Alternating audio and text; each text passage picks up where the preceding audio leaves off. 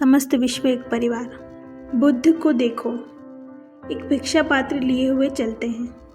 बाहर से देखो तो लगता है उनके पास कुछ भी नहीं है, कोई धन नहीं, कोई प्रतिष्ठा नहीं। लेकिन क्या हमेशा ऐसा था? नहीं। एक समय उनके पास सब कुछ था, साम्राज्य, शक्ति, वैभव। परंतु भीतर झांका तो पाया कि अंदर कुछ भी नहीं है। बाहर सब कुछ भरा था, लेकिन भीतर शून्यता थी। उन्होंने सब कुछ छोड़ दिया। भरापन अंदर नहीं भर सकता। अब जब वे भिक्षु बन चुके हैं, बाहर से देखो तो खालीपन दिखता है, लेकिन भीतर झांककर देखो तो वे पूर्णता से भरे हुए हैं। यही त्याग और तपस्या की असली धारणा है। यदि आप केवल बाहरी चीज को भरने में लगे रहेंगे तो भीतर खाली रह जाएंगे। जीवन विपरीत नियमों पर चलता है।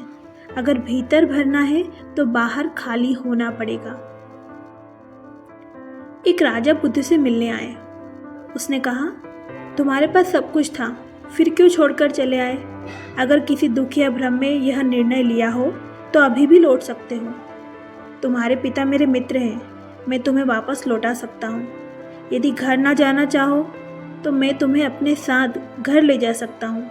मेरी एक ही बेटी है, कोई पुत्र नहीं। तुम मेरे दामाद बन जाओ, मेरा सारा साम्राज्य तुम्हारा हो जाएगा।